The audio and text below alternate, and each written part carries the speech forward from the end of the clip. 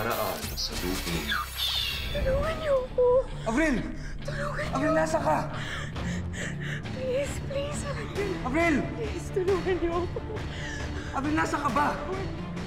Brigadier, may kailangan ako patrace sa'yo ngayon. Si Avril? Balita ko pumapayag ka na. Pagbibigyan kita. Sa Pasig. Sa isang abandoned residential area. Tara, Josh! Pirmahan mo na. Walang iya ka!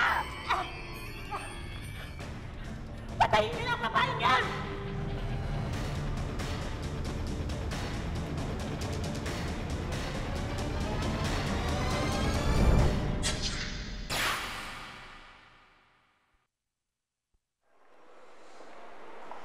Doktora, Yes? ako si Cecilia Lupin. Gusto kong magkausap tayo. Marami akong itatanong sa inyo. Have a seat.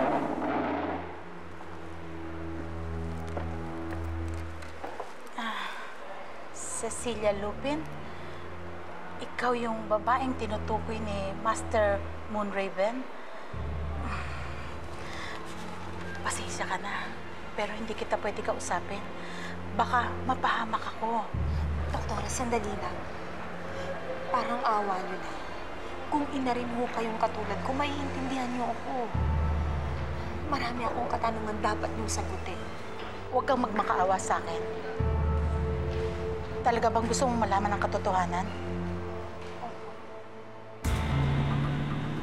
Cedric, dahan-dahan lang. Hindi pwede, Josh. Kailangan maabutan natin si Avril.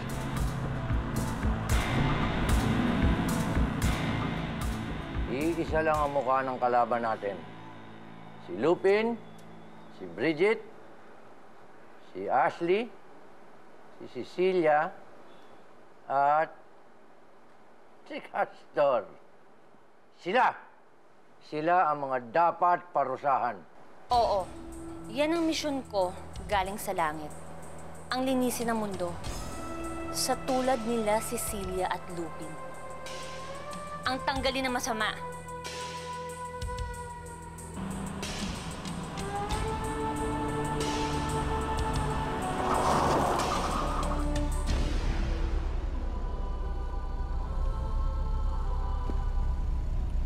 Josh, nandiyan si Avril sa loob ng loteng yan.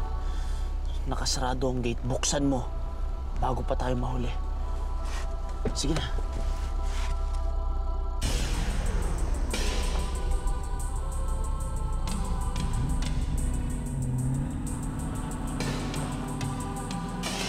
Panggulo ka lang.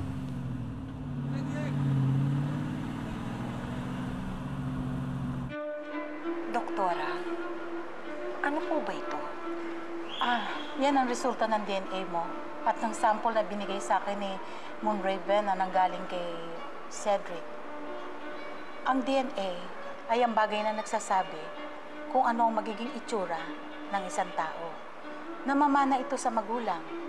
Kaya kung mag-ina man o mag-ama man, ay makikita sa DNA. So ano ho ang naging resulta? Ina rin ako, Cecilia, kaya naiintindihan ko ang pangungulila mo. Huwag ka sanang mabibigla sa sasabihin ko. Kailangan ipaghiwalayan na natin ang mga tumpa sa kambing. Kailangan malaman na natin kung sino yung makakasama o makakabuti sa atin. Sister, magbihis ka. Meron tayong bibisitahin. Saan? Sino? O sino pa? Alam mo, kailangan malaman na natin kung sino ang kakampi at kung sino ang kalaban. Pupuntahan natin si Master Moonraven. Ikaw, ako, yan. Sino naman yung matabang yan? Sister naman. Ikaw yun. Ako to. Eh di si Moonraven. Kita mo, oh. Butas yung dulo, walang laman ng utak.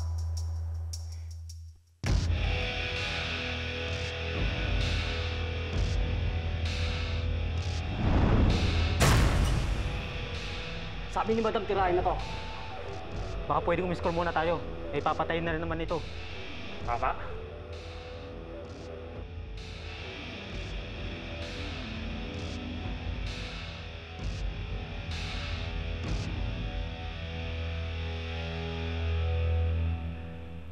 Avril. Walang hiya!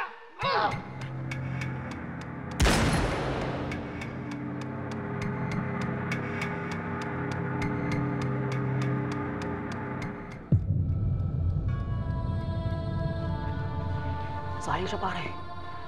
Pero kailangan na niyang mawala.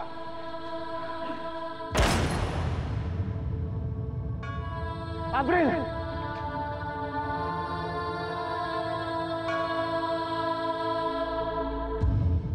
So, Doktora, anak ko ho ba si Cedric?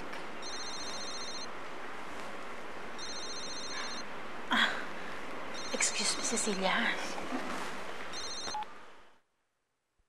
Dok, si Master Moonraven ito. Napatawag ko kayo. Gabi na. Hindi ka lang pala magaling na doktor. Magaling ka ring artista. Alam ko nandiyan dyan si Cecilia. At kahit anong mangyari, wag mong sasabihin sa kanya na siya at si Cedric ay mag-ina. Pero, bawal ho yun ah. Ang bawal lang ay ang sumuway ka sa akin. Dok, alam ko kung saan ka nakatira. Kung saan nag-aaral ang anak mo. Saan nagtatrabaho ang asawa mo. Alam ko rin kung paano ko sila paduduguin ng masakit kapag sinuway mo ang utos ko. Dok? Dok? Kaya sundin mo lang ako, ha? Kung gusto mo pa silang makitang buhay, mayakap ng buhay. Buhay, Doktora.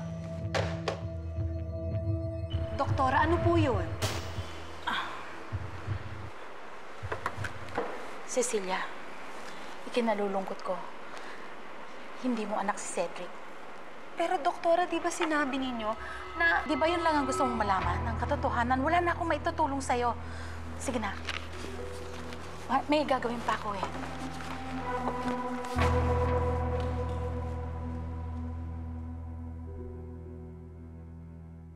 Pare, buhay pa. Luhan mo na yan! Bakit di binaril? Sayang naman yan. Mga walang hiya!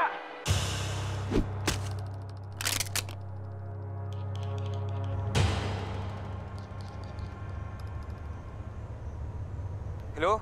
Elaine! Ba't di mo sinasagot tawag ko sa'yo? Aba, demanding ka ha? Ikaw na nga ito nang iistorbo eh. Bakit ba gabing-gabi nagugulo ka? Elaine, si Avril kinidnap. Ni Tita Nelia.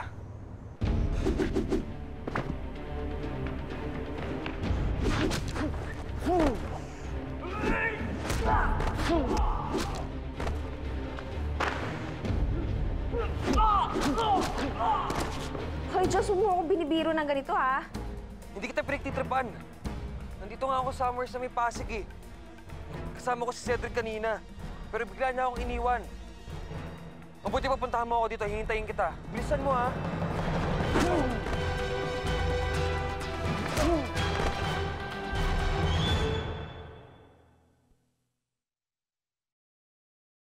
Tulong. Tulungan niyo ako.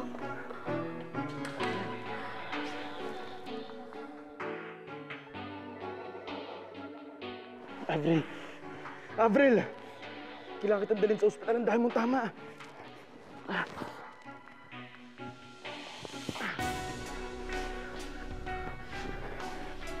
Lupin. Lupin, ikaw ba yan? Huwag mo akong iiwan. Hindi. Hindi na kita iiwan.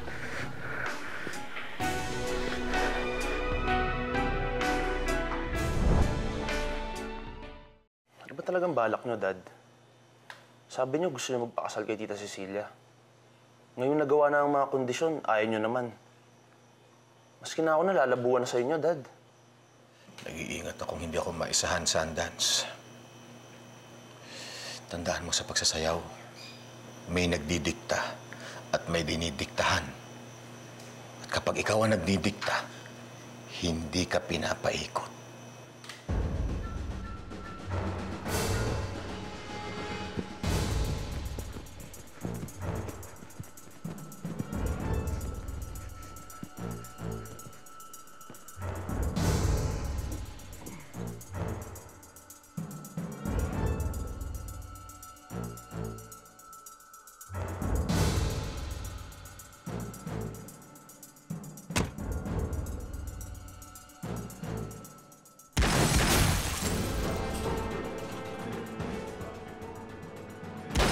Saan mo dadalhin si Avril? Lalayo ko siya sa'yo!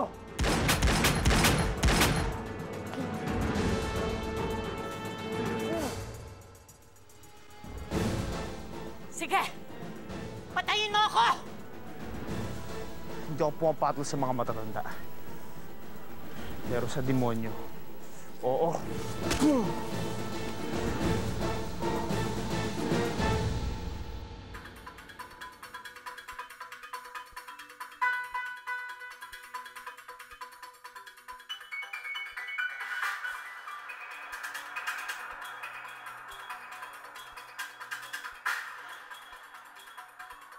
Sa likod ko ay makikitang hinahatak ang bangkay ni Roberto Maisog.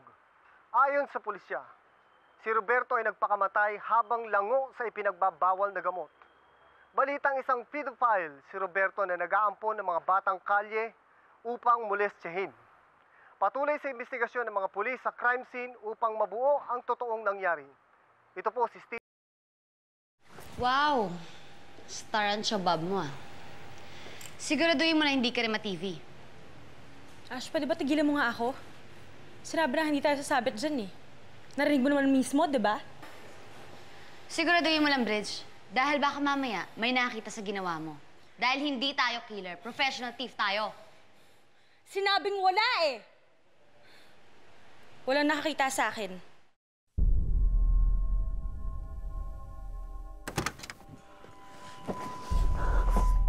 Diyos ko, saan hindi pa huli ang lahat? Avril. Avril, huwag kang bibitaw.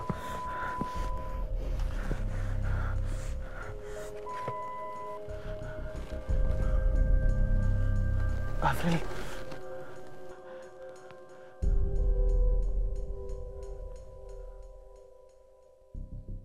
Ashley, pwede ba huwag ka na nga makialam? Ikaw pa ngayong galit. Nag-aalala lang ako sa'yo. Wow! Ang galing mo pala magpakita ng concern, no? Natawag mo ako makasarili, tapos tinatarayan mo ko. Hello! Alam mo namang hindi ko kayo dadamay, lalong-lalo na si Lupin. Oo nga naman, dahil hanggang ngayon, in love ka pa rin sa kanya. Tanga! Alam mo, mabuting gawin mo, maglaslas ka na lang, kaysa umasa ka dahil hindi ka magugustuhan nun.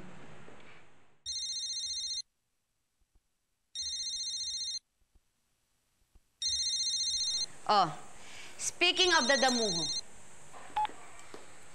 Hello? Ash, may nangyari. Nahuli ako ng dating na baril si Avril. Ha? Nasaan ka? Pupunta ka namin. Huwag na matatagalan pa. I-alerto mo ang lahat ng pulis. Iniwan ko dito ang mga dumukot kay Avril. Baka makatakas sila. Copy. Saan ka? Dadali ko na siya sa ospital. Gawin mo mga pinapagawa ko sa'yo.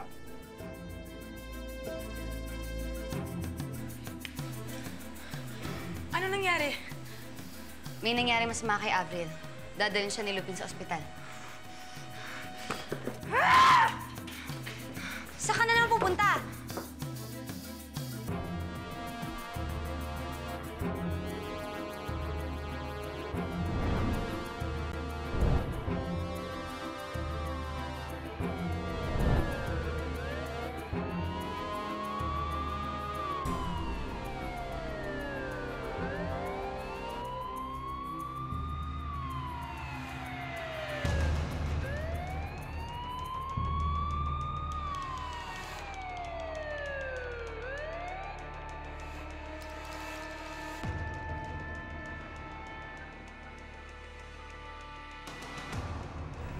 Hindi pa ako tapos.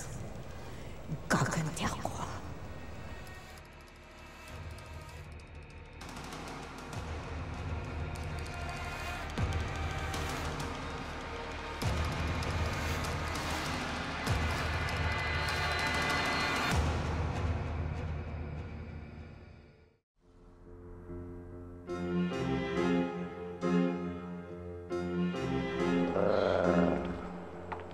Para akong nananaginip.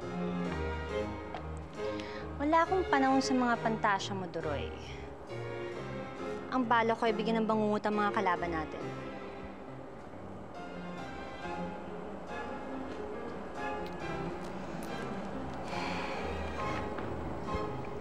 Hinihintay lang kita.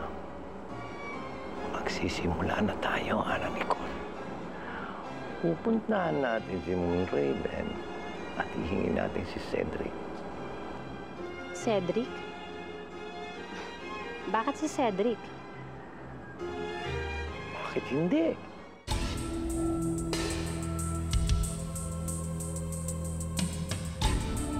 May tumawag dito, sinabing hintayin daw kayo. Oo, Dok. May tama siya ng bala. Maraming dugo na wala sa kanya. Gagawin namin lahat ang magagawa namin. Dok, iligtas niyo si April. Ibibigay kong lahat maligtas mo lang siya. Magkasabay nakatakas ng Isla Muerte si Lupin at si Miguel. Katapos nun, biglang-bigla na lang may isang lalaking lumitaw na nagngangalang Cedric. At nakuha niyan lahat ng kayamanan ni Miguel. Simple arithmetic, 1 + 1 lang yun, Ana Nicole. Alam mo, tanga lang hindi alam na 1 + 1 = 3. Matagal ko na naisip yan, Duroy. At napatunayan na ni Cedric ang kanyang pagkatao. Hindi siyang Cedric yan pag binangyari kay Avril. Siya mananagot sa akin.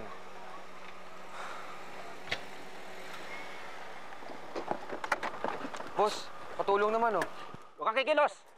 Sandali, ba't nyo kayo inuhuli? Dali niyan! Ha? Ano ba kasalanan ko sa inyo? Napresido ka na magpaliwanag. Sandali, sir. Ano bang problema nyo? Sir! Ba't nyo kayo inuhuli? Yeah. Ha? Hindi mo kilala si Lupin? Hindi mo alam kung ano ang kaya niyang gawin? Kilala ko si Lupin.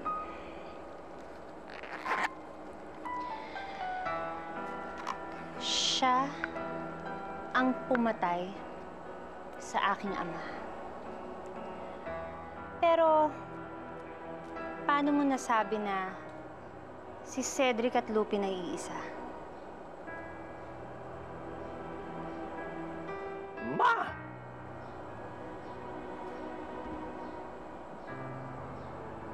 Ganito gawin natin.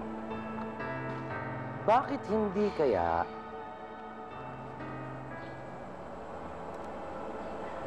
puntahan natin si Cedric at tanungin natin siya.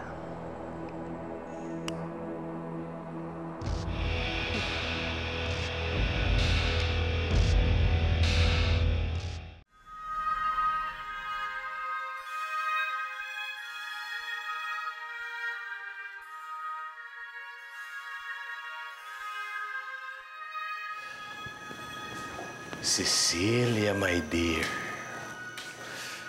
Nagbalik ka na rin sa wakas. I've been waiting for you. Nagsinungaling ka, Master Moon. Sinabi mo sa akin, nasira ang resulta ng DNA test. Hindi ka rin naman maniniwala eh. O, kita mo. Alam ko nagpunta ka sa doktor, hindi ba? Niloloko mo ko! Hindi, Cecilia. Ako ang niloloko mo. Sabihin mo sa akin ngayon,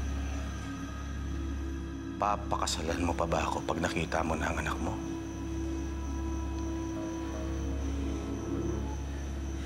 Yun ang pinag-usapan natin, hindi ba? Paano kung sabihin ko sa'yong alam ko na kung saan matatagpuan ang anak mo? Talaga? Nakita mo si Andre? Nasaan siya? Secret. Pakasalan mo muna ako.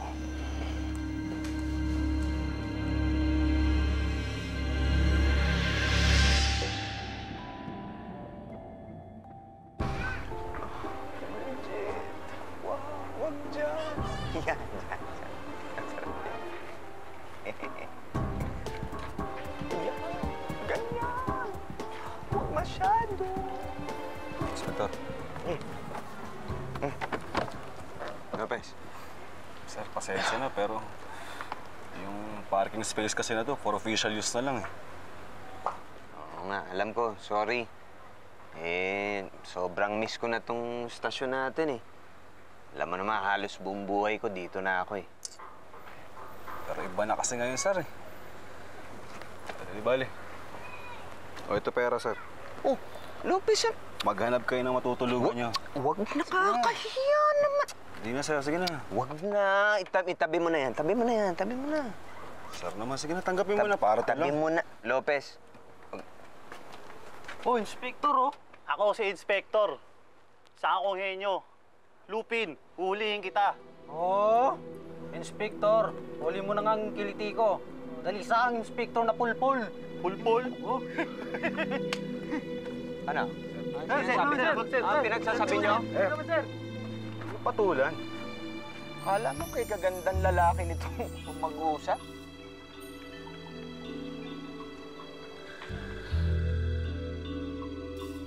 Sir, ano? Sinabi ng wag na Lopez eh. Nakakahiya. Ano ba? Huwag ka na mahiya, sir. Sige na. Lopez na... Gawin mo ng 200. Sal mo naman. 150 lang dun sa ano. Sir. Sir.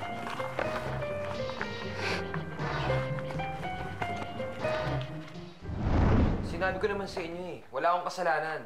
Nandun ako para iligtas si Avril. Bigla nga ako iniwan ng kapatid ko si Cedric eh. Wala akong kasalanan. Totoo yung sinasabi niya, sir. At yung kotse na naiwan sa scene, nakapangalan kay Cedric ako, sir. At nakita rin ito. Sabi ng 3 kumag na nahuli natin, galing yan sa nakalaban nila. Alam mo ba kung kanino ito? Kay Cedric yan eh, sa kapatid ko yan.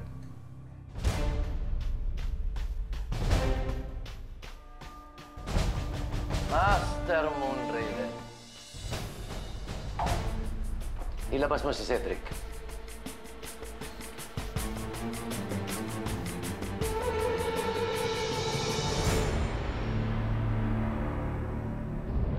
Abangan bukas sa Lupin. Yara! Josh! Title ka! Ikakasal lang tayo kapag nakita ko na ang anak ko. Pagkatapos natin makasal, Pakakasal ako sa'yo. Mahalin mo ko! Katulad ng pagmamahal ko sa'yo! Pero ang hirap sa'yo, ang tap-tap mo, ang manhid-manhid mo!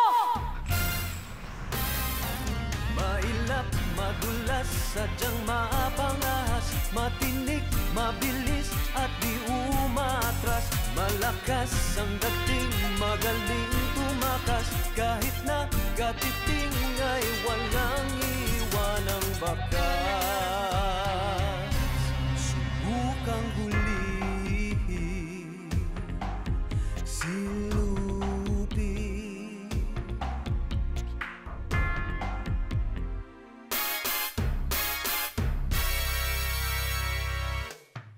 May angkin kang taglay na sino may di papantay. Ngunit mag-ingat ka, ako'y laging nakabantay. Huwag mong sabihin na walang kinatatakutan. Sinisiguro ko mayroon ka ring kahinaan. Hahanapin ko yan. Mailap, madulas, sadyang mapangas, matinik, mabilis, at di umatras. Malakas ang dating, magaling tumakas, kahit na katiting ay walang iwanang bakas. Subukang huli